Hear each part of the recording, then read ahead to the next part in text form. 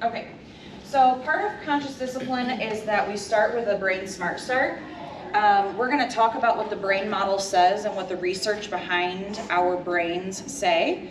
But I'm going to start with this brain smart start just like we ask kids to do, parents or teachers to do with their kids. And so we're going to start with this brain smart start. The first part of a brain smart start is uniting. And so energy is crazy. The energy that we put out goes out about 7 feet. So when we have positive energy or negative energy, that energy radiates out from us. And people can feel that. You know that because you have walked into a room before where you're like, it does not feel good in here, right? Because the energy is not there. So we're going to do something right now with this energy stick that I'm going to ask you to stand up, and we're just going to get in a circle. Doesn't have to be a perfect circle. And this is just modeling. We have to be close enough to hold hands. Yep. So this is just modeling. If you don't want to hold hands, you're fine. You don't have to. She knows. Oh, well, that's fantastic. Yeah. But what we're going to do is we're going to model and show that our energy is passing through all of us all the time. And so all I'm going to ask you to do is hold hands with the person next to you. Okay? Oh, we got to connect them.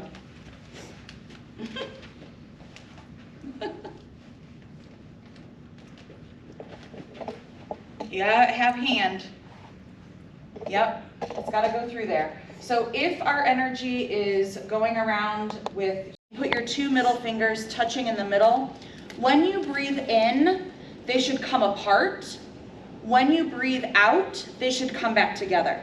If your hands are not moving, then you're breathing from your chest. And so you really want to take the time to really look at how to breathe from your belly. And so we're going to take 3 deep breaths. I'm not going to leave my hands here though, because the whole point is that we're breathing in. But I just kind of want you to pay attention to your belly area. So when we breathe in again, we're going to raise our hands, squeeze, squeeze, squeeze, and then release. And we're going to do this 3 times. Okay, here we go. Ready? Breathe in. Squeeze, squeeze, squeeze, really tight. Make your shoulders really tight. Make your shoulder, make your face, make your neck, and release. Okay? Again. Breathe, breathe, breathe. Hold. Tense. And release. It's also really important to get all of that last breath out. A lot of times we think that we have breathed everything that we have out, and we squeeze, squeeze, squeeze, and release. The next part of this is about connecting, and so we're going to do a really simple one today. We get, as parents, really into the mindset that we have to get out the door, we have to do this, we have to get this done. It's never going to get finished if I'm not up until whatever time getting the dishes done, whatever it is. And oftentimes we forget to connect. How many of you were surprised when I greeted you at the door? Why? She's not used to it. Not used to it, right? Not used to it. Especially since COVID, we have cut off a lot of the connection that we have with humans. We know that kids today rely on technology. They are already cutting themselves off from a lot of humans. And so how do we connect again? And so what we're going to do today, would you be my demonstration? Would you stand up for me? So all we're going to do, this is, so it goes through. Go ahead and somebody drop their hands over there. Wow. That's awesome. Go ahead and drop your hand.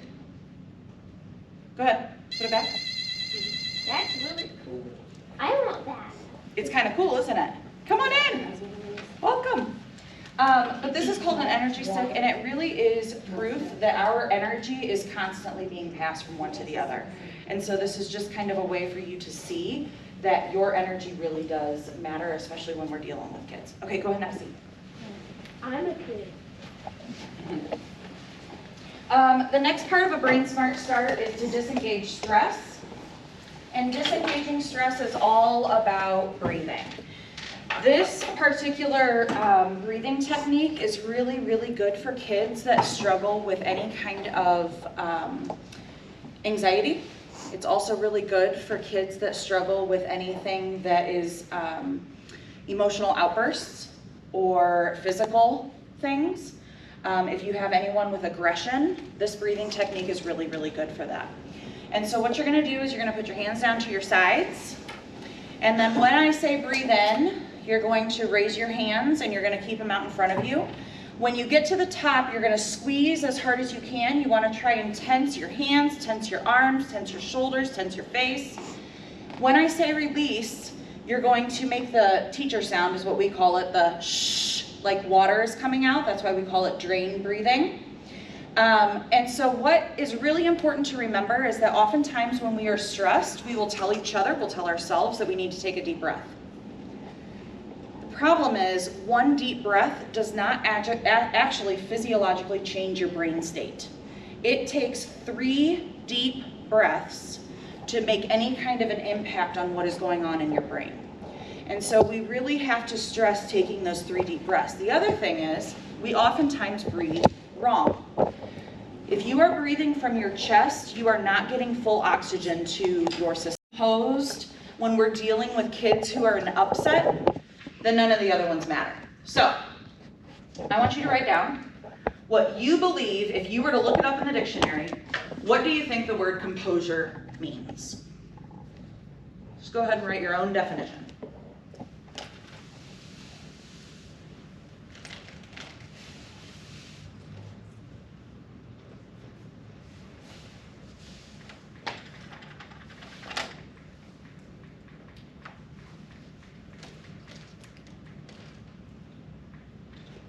What were some of your key words? Staying calm. Calm. Anybody else have the word calm in theirs? Stoic. Stoic? I have being able to choose your own reaction. Ooh, I like that. So the definition of composure through conscious discipline is the act of self-regulation. I'm quite regulated. Yeah, it's being regulated. It's looking at your emotions and checking yourself before you move on. Because here's the hard truth. If a child is dysregulated, a dysregulated adult dealing with that child is not going to solve the problem. So if I am dysregulated as the adult, I'm probably not the one to solve the problem for that child at that moment. Now, give the case of the grocery store. If you're the only person with that child, you don't have a choice but to get that child up and let's just go, right? But imagine what would happen if every other parent in that grocery store didn't look at you like you were doing something wrong, like my child would never, please, yes they would. What would happen if every other parent looked at you and said, wow, I know what they're going through. I got you, right? And so sending that energy like we talked about, sending that energy of that positive feeling of, you know what, we've all been there. May not have been at the grocery store, but I know for a fact that my son sat on the register at Lowe's trying to scan his butt to see how much he cost when he was a toddler. And I was so embarrassed. And I was just like, I've got to get out of here. But those are the kind of moments that it's like, I was not composed. So, with composure comes power. And that power that comes with you is the power of perception. I had a long talk today with my boss about perception. And perception is simply the way that we see the world and how it's supposed to work. If it doesn't work like we expect it to work, then we get bothered. This is also where you get the idea that nobody can make you angry without your permission. And I can guarantee you can think, nope, they made me angry. But really what it was is that you expected whoever they was to behave in a certain way. And when they didn't behave that way, we were bothered. I'm going to give you a prime example. As a sophomore, my son goes to Snyder. And as a sophomore, He was taking 3 different honors courses, and he all of a sudden was starting for the Snyder football team. Typically, Snyders don't start for the Snyder football, or sophomores don't start for the Snyder football team. 2 players had gotten major injuries in front of him in his position, so then all of a sudden he was called up. So I have, the Power School app on my phone, and so I get notifications when his grades are changing. And one morning I get a grade change notification that his biomed grade was an NS, so like worse than an F. And I had all day to stew about it. So after football practice that night, I'm in the parking lot waiting for my kid. Now he's 15 at this time, grown, he's learning. And he gets in the car, and the very first thing I say to him is, "So what happened with that grade?" And he looked at me, and I will never forget this, and I had just started teaching conscious discipline. He looked at me and he said, "Mama, I'm trying. I am taking 3 honors courses, and now I'm starting on the football team. I don't know how to get all this done." And I thought right then, wow, that was a moment of perception. My perception was that my kid is typically an A and B kid. I don't really have to be on him a lot for school. He pushes himself harder than I could probably push him. But the second he wasn't what I expected, I was bothered. Instead, I could have approached that conversation as, "Hey, saw that grade today. Is there something I can do to help you? What's going on?" But my perception was bothered, and so I pushed that off on him. And so we have to be very careful, because our perception can also change per kid. If you have more than one kid, my perception of what this child typically does is probably different from what this child typically does. In a classroom setting, I give the example that I might have a classroom of 20, and there's a kid in there who cannot sit still. And so for that kid, he needs to be standing up to do his work. So as he's standing up to do his work, I don't even notice it anymore, because that's a typical thing. That's what I expect. But if Susie Q over here stands up in the middle of class, my first thing is to say, "What? What are you doing? Sit down." Even though someone over here is doing it and I say nothing. And so we have to be careful about that and clear about what our expectations are for our kids. All behavior is communication. Every single bit of behavior. So when you think about behavior, what is your child trying to tell you? Even crying doesn't always mean that they're sad. Crying can also be a sign of frustration. Crying can also be a sign that I just don't have the words. I don't know the words to say what it is that you want me to say. So, I have a picture of popcorn up here because I wanted to make sure that I gave this understanding for you. So we talk a lot in the conscious discipline world about the stifling of emotion, the stifling of behavior, because we don't like it. It's uncomfortable. It's not how we want people to act. But here's the problem with that. We would never tell someone that they don't smell popcorn, right? So could I use you as an example? All I want you to do for me is say, I smell popcorn. I smell popcorn. Don't you tell me that you smell popcorn. We don't smell popcorn in this family. No. We do not smell popcorn. You might smell popcorn over there at their house. We don't smell popcorn over here. That's what we do with behavior. That's what we do with emotion. Nope, we don't cry in this family. Nope, we don't act that way in here. Nope, we're not doing that.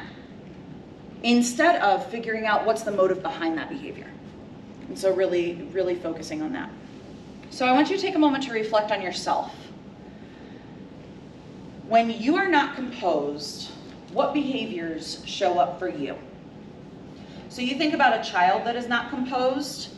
We think about temper tantrums and throwing things or crying or hitting or any of those things, what behaviors show up for you when you're not composed?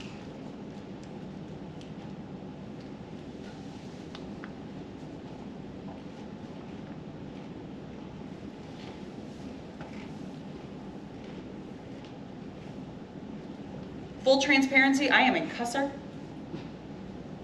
If I am not composed, you probably know it because I have strung a list of 25 words together that didn't even belong together in the first place, and I have made them make sense. When I'm not composed, my voice gets louder. How about you? What do you do when you're not composed? I shut down. Shut down. And that's a huge one because people don't oftentimes think about shutdown as not being composed because shutdown is quiet. But shutdown is definitely a sign that you're not composed. For sure. What else? I get angry. What does that look like or sound like for you? A lot of it's just facial expressions. Mm-hmm. Yep. My mouth doesn't have to say it, but my face sure will. Mm-hmm. What else? If I get angry enough, I start crying. Oh, doesn't that make you angrier? Yes. Oh, I hate it. I'm an angry crier also, and then I feel like I look weak. So then I get more angry that now I look weak because now I'm crying. Oh yeah, I feel that. What else? When I was a kid, we weren't allowed to cry. You know, so now I feel like when I cry, it's like, you know, like, why am I doing this? I'm not supposed to cry. Even now, my dad's still like, oh, don't cry, you're a crybaby. I'm like, wow. Even as old as I am, you know, but yeah. Yeah. So we typically do three things.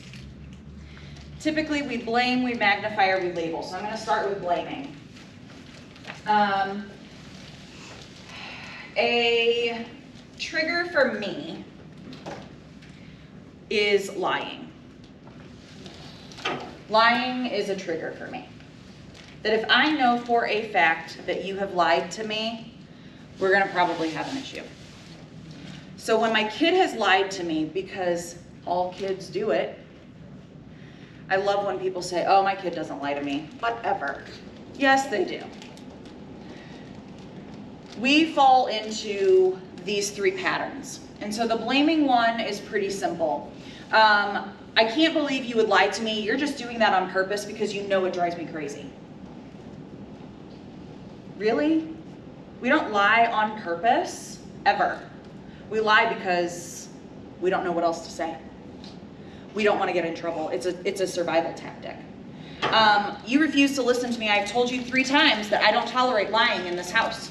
You just refuse to listen. They probably don't. But that's their survival. I cannot believe you would lie to me. Why? They do lots of things that we supposedly cannot believe. We can believe it, right? So blaming, and then the next one is magnifying. This is usually where I fall into because along with my sailor mouth, I am very sarcastic when I get angry. Because at that point, you don't know if I'm serious or not. So I can get away with more in my head. I'm not saying that I actually do, because I don't. But in my head, I think, well, if I'm sarcastic with you, then you're not going to know if I'm serious. So magnifying is you never tell the truth.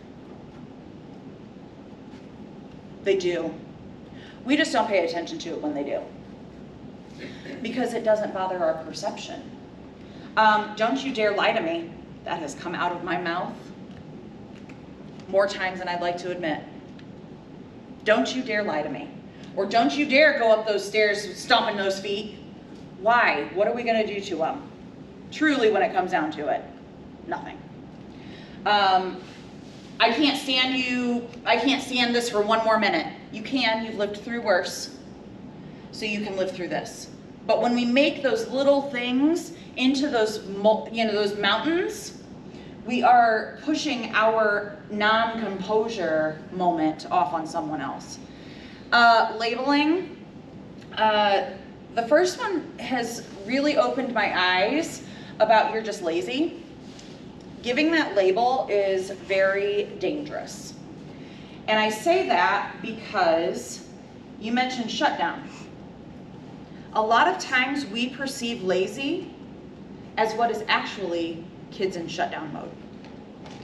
So we have to be very careful about using that, and I would suggest not using it at all. Usually kids that are appearing to us as lazy are giving us everything that they know how to give us right at that moment. It's not up to our perception. It's not up to our expectation. So to us, we perceive that as lazy.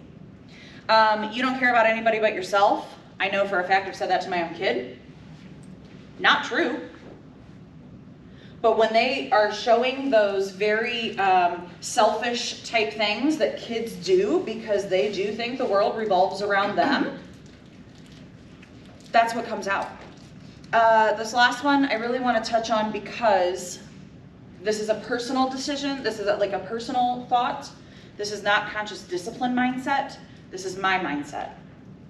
I do not believe that kids or adults, anyone, is ever actually mean on purpose. And I say that because being mean is a sign that I don't have skills to get what I want or what I need at that moment. So in order to get what I want or what I need at that moment, and sometimes that hurts other people because that's all I know how to do. And if you think about how some kids are taught right from wrong, a lot of it has to do with reward and punishment. And so they have learned, if I don't do this, then I'm gonna get this, or if I do this, I'm gonna get that. So then when they're presented with someone who doesn't do that, the only thing they know is to be mean. So you have to know your own triggers. You have to know what activates your CD-ROM. Your CD-ROM is your internal computer system that tells how you respond to certain situations. You do this without even thinking. This is not one of those things where you can say, oh, I'm bothered right now, so I'm going to respond like this. Your CD-ROM is an automatic reaction, so I'm going to show you what that looks like. So, personal information about me. It's the first night I've met any of you, but you're going to get it anyway. Personal information about me. About 6 years ago, I was married. I was married for about 6 months. It became physically abusive on day 3 of that marriage, and I was able to leave 6 months later. Okay, I can say that now without crying and without getting upset because of this cycle. So, in that marriage, when I dealt with that, I have these certain trigger thoughts. Now, today, if I am in a heated discussion with anyone, and I mean anyone, my child, my boss, a coworker, somebody at the gas station, I won't even tell you that story. But if I'm in a heated discussion with someone, there is a change in the tone of voice, and I can't describe it to you, I can't tell you what it is, but it's something I feel inside of me, that there's a change in the tone of voice which activates that trigger thought. Because at that moment, when I hear that change in the tone of voice, I immediately fall back into my survival because I do not feel safe in that space at that moment. So when it activates my CD-ROM, and that's when I get sent back into that survival brain, when it activates my CD-ROM, I am constantly, immediately raising my voice. Because at that moment, you will hear what I have to say. Which then starts these false messages. And for us, for adults, we have learned to hide false messages. But we say them to ourselves all the time. I'm not good enough. They hate me. I'm gonna lose a friend over this. This is, I'm wasting my time. Whatever the negative feeling is that you have in that situation, those are false messages that we have learned to tell ourselves because we have to protect what's in here.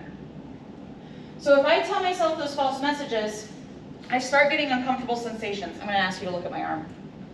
Do you see the goosebumps on my arm? I do. And here standing up. Yep. Still now, when I talk about this situation, it bothers me. This is 6 years later. I have done a lot of healing since then. It was only 6 months of my life. Those are the things that I have to tell myself. but still, I have given this same type of a presentation probably close to 100 times now, and it still gets to me. Because we have these uncomfortable sensations of, I'm not okay right now. So then you get into that automatic reaction, and that automatic reaction may look like me walking out of the room. It may look like me starting with my mouth, which then sends another trigger thought to my own brain, because once in my marriage, once I got verbal, then it got physical. So then I start this whole process all over again. We do this without even thinking, and it happens in a matter of seconds. So I want you to think about your child, and think about them at a time when you said you were going to get something for them and you couldn't get it at that time. Whether it be for money reasons, or you just couldn't get to the store, or whatever the case may be, right? So at that moment, if that is a cycle that that child is used to, then that's going to send a trigger thought. And those kinds of trigger thoughts come to that, activate that CD-ROM, and it sends them into that emotional state, because at that point they feel, my mom doesn't even love me. Is that true? No. But that's where it sends them. So then they start with these false messages. Now, we have learned to hide false messages. Kids don't know how to do that. Kids say theirs out loud. I hate you. I hate this. This is stupid. I might as well run away. You don't even care about me. All of those things that they're saying are false messages that they're trying to get to you that they're not okay. They're not feeling okay right then. So then they start to get uncomfortable sensations. If you watch child psychology of any kind, you will see three things.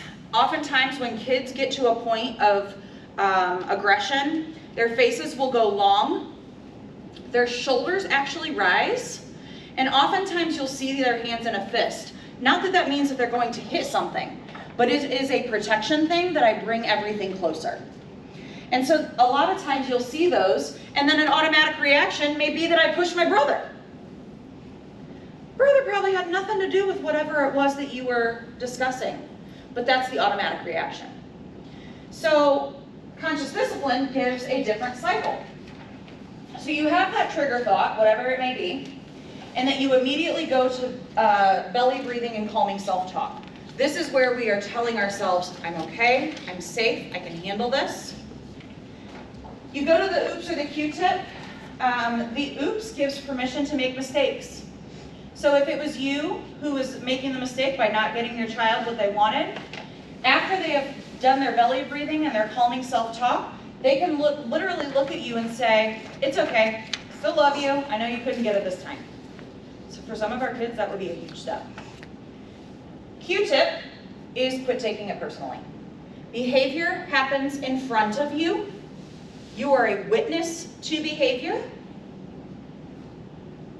It is not happening to you, even when the aggression is directed toward you. It is a sign that they're not okay right then.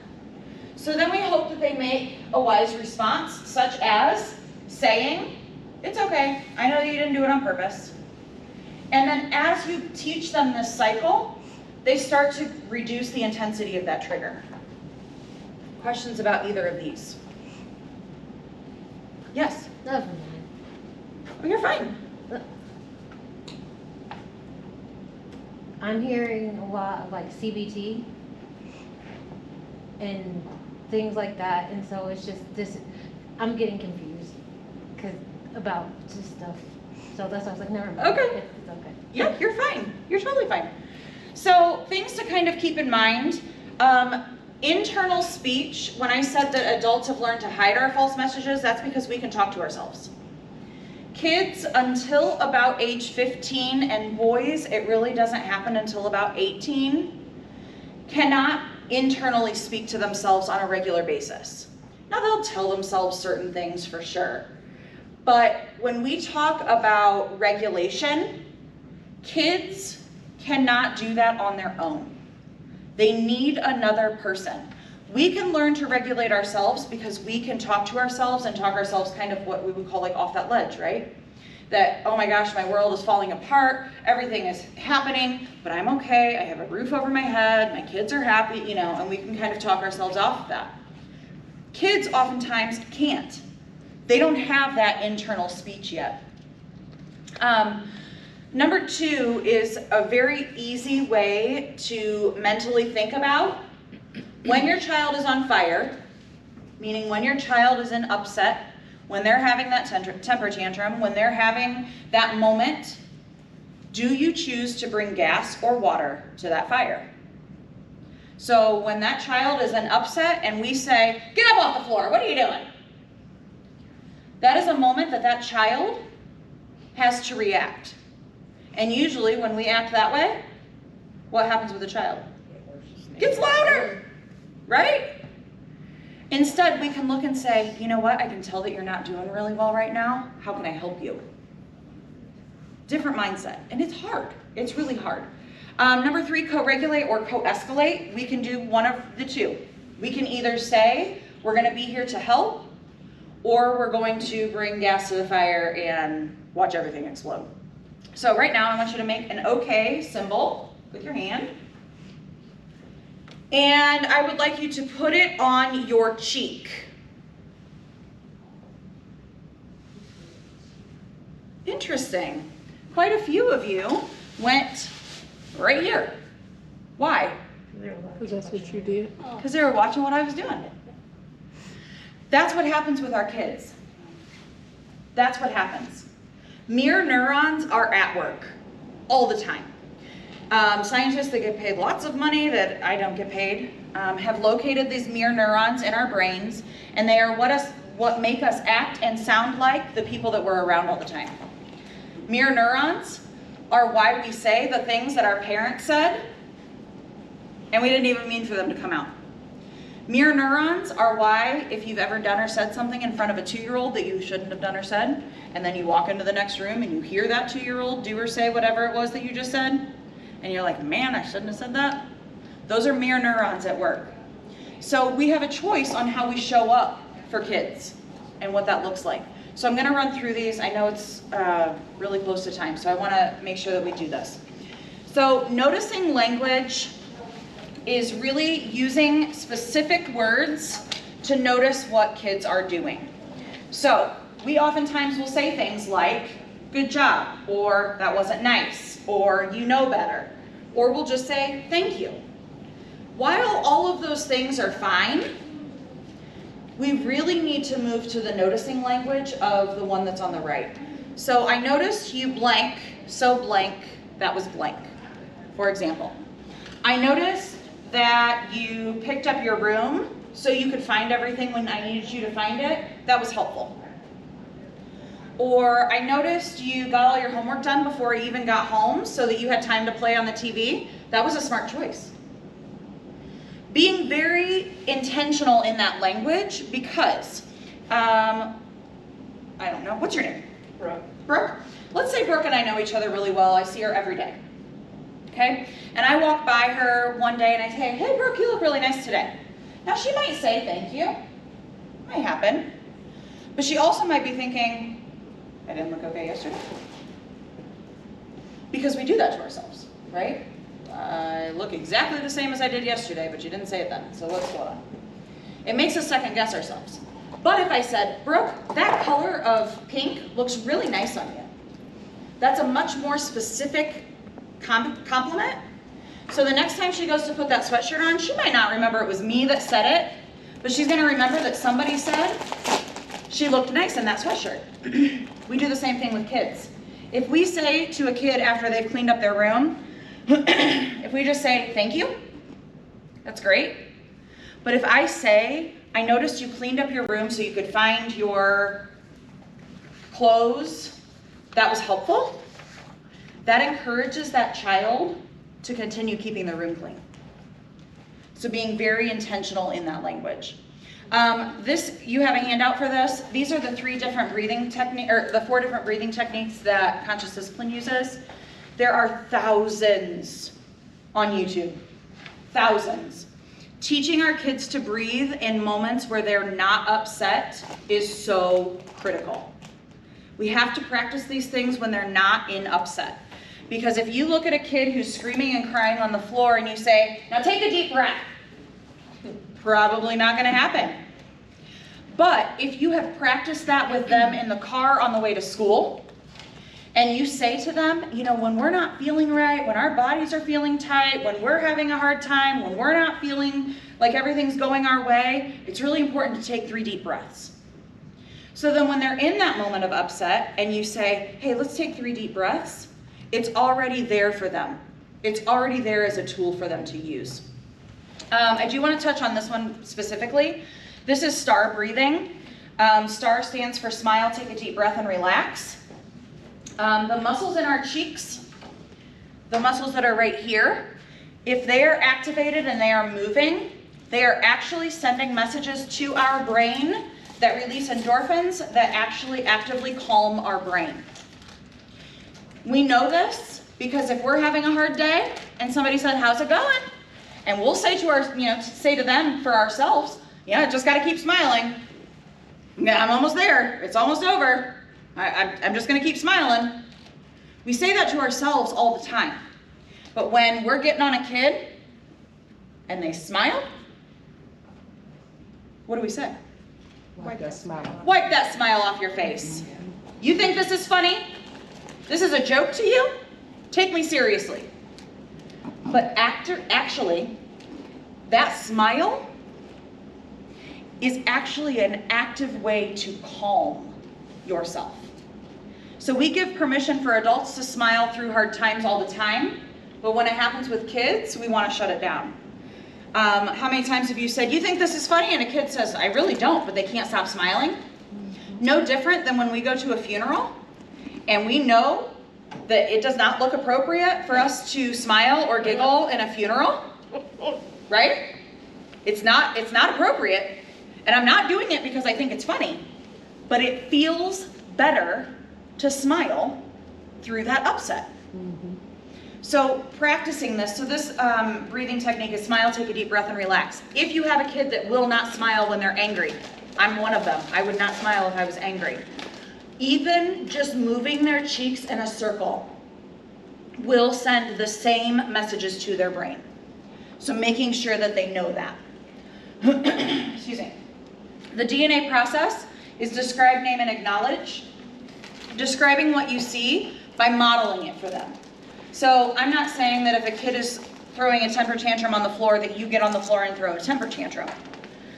Excuse me. But I am saying if you have a child on the floor throwing a temper tantrum, you might look at them and say, your hands are going like this. Not in a mocking way, but show them what it is, because here's the thing. The second they make eye contact with you, they've left that moment of upset for a moment. And sometimes that's all it takes. Your feet are stomping on the floor like this. So if they make that eye contact with you, you have an in. Name it. Lots of our kids know happy, mad, sad. Past those 3 emotions, they don't have a lot of words. And so naming our emotions. You seem frustrated. You seem irritated. You seem excited. We don't have to always think about not being composed in moments of upset. Sometimes we have kids and adults that are so excited about things that you can't contain it.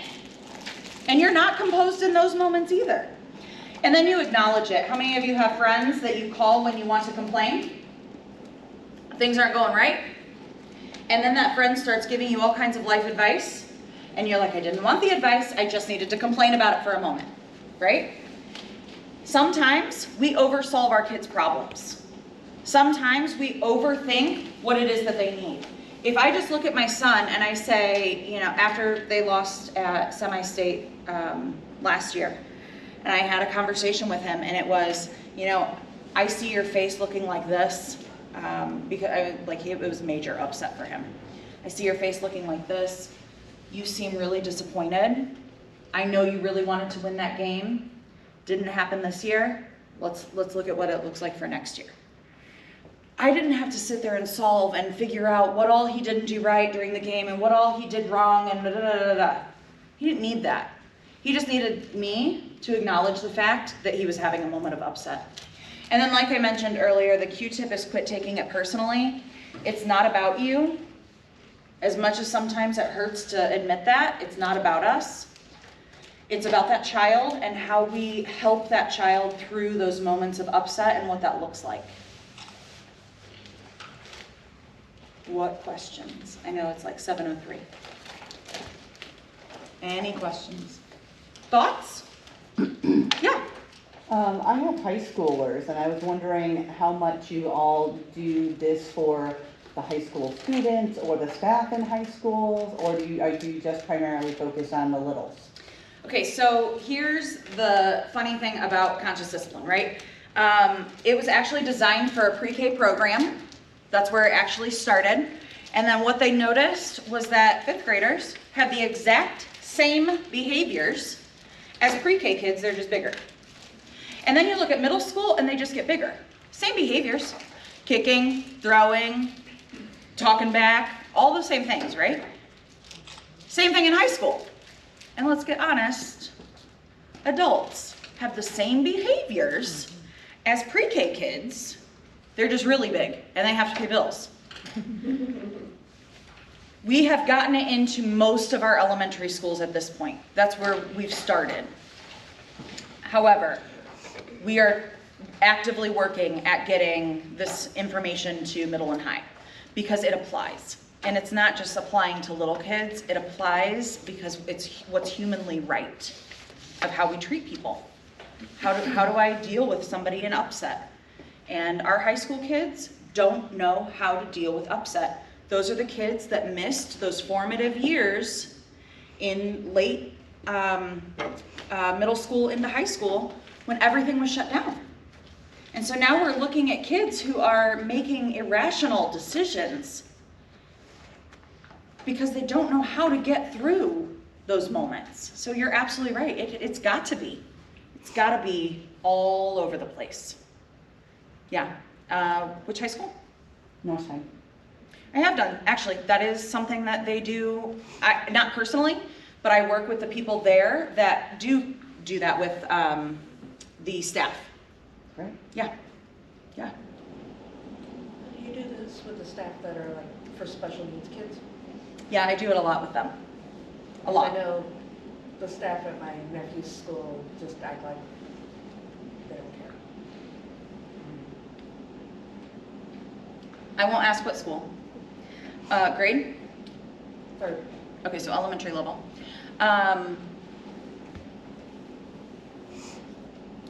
So here's my little soapbox, right? Perception. It is your perception that they do not care. Their perception may be different, right? And so, is it, you said your nephew? Has there been conversations with the staff there? And how do There's those, doctor's notes. there's what? There's even doctor's notes that they disregard. I would say that's a bigger conversation than what conscious discipline would teach. I would say that's a bigger issue. That's not just treating people correctly, that's ignoring documentation if that's happening. That's a bigger conversation. And I would Well, a lot of it encourage is- you. A lot of it is, he's autistic Mhm. also, and he does throw the temper tantrums Mhm. and all that, but he won't do it at school, He doesn't throw them at school? not very often. He comes home and beats up his little brothers. God love him. Because he's been. Holding it in. Yeah. Yeah. Yep. Yep. As an autistic person. First thing he does when he walks in the door, he shoves both of his little brothers. Yep. Yeah. My A son 4-year-old is, and a 2-year-old. my son is the oldest one, 18, goes Southside. He can't mask anything. He can't cover anything up. He's completely honest about everything, and everybody knows what's going on with him. But my youngest, he has anxiety really bad, and he just got IEP. And they told me that he's really good at masking at school, but I'm like, because I was wondering about that, like, why is it so much different with my responses and the teachers? The teacher said, oh, he's so well behaved, he's so quiet and good at school. And I'm like, oh, he's not like that at home, you know? But they said he's They like save the super- best for, their parents. Mom, right. But he's really good at masking it at school and just, you know, he comes home and that's where he's comfortable and, Yep. you know, lets loose and. I'm high masking, Are you? very high masking. Because right now I'm like, I want to leave, and it's rude to leave, and like, because I'm getting anxious. And so when I get out here, I'm probably gonna go cry in my car because this has been a very lot for me. And so like what you guys are talking about, for me, it's very difficult hearing this stuff because like I have lived my life like this. Yep. Since I was little, because I was high masking, all this stuff that you guys are teaching, you know, the hi, how are you doing? Like I didn't understand why other Yep. kids didn't know everybody's name. Like why don't you know, like you see these people all year and you don't know the people in your class's name? Like this, I said hi, I do, you know. And so like when out there with you, because she told me, I met her and she told me, is this a safe place? And I'm like, no, I don't want you to touch me. I don't want any of that. Yeah. And so this is very good, and there's, as an autistic person hearing it, it makes me feel good. There are things where I'm like, oh, well, you know, but, because you said, you know, you're doing it for the mass, and the mass is neurotypical, Right. you know, holistic. And so when you do have autism and things like this, some of this, like you said, rubbing their cheeks, I'm like, with consent. No. I'm not saying you rub their cheeks. I'm saying they move their cheeks. Oh, see, did you understand that? I you know. Yeah. But that's what No, I'm I'm saying. saying like, you tell them, just Yeah, move your cheeks. yeah. Just And so- make them go in a circle. Yeah, but so when you said that, I'm like, yeah, I would never do that to my kid. Like, Yeah. just walk up and touch him. Like, Yeah, that's no, not, but we if don't you- do that in our family. Yeah. Right, but if you teach him that that's a coping Yeah, mechanism. yeah, now I That's- understand. yeah. Now I understand. Yeah, absolutely. Now I know why my daughter cried at, there was one, she cried at, or not cried, I mean, she smiled and laughed at the funeral, and I, like, that hit home for me. 'cause Yeah. Yeah, that's why I I started did not laughing, 'cause understand that. I It don't, is- happened. I don't I do was well. so upset Feels with her, and now better I to get it. smile and laugh. I mean, and that's just human nature, right? That it feels better to do that than it does to Yeah. sit and mope and cry. So when we are in upset, it is not uncommon for people to respond that way. But it looks disrespectful. I mean, I was a teacher for 16 years. If I had a kid in the hallway and I was getting on him for something that he had done or she had done, and they smiled, I would have probably said, you think this is funny? Like, I'm right here in front of you. That's a normal human response. Now that I know this information, and that's why I said, had I had this kind of training when I was still in the classroom, I think it would have looked very different. I think how I deal with my son now versus how I dealt with him 3 years ago, very different.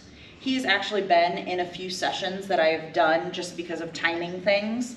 And I'll tell the same type of stories that I said about him here. And he'll just sit in the back and shake his head.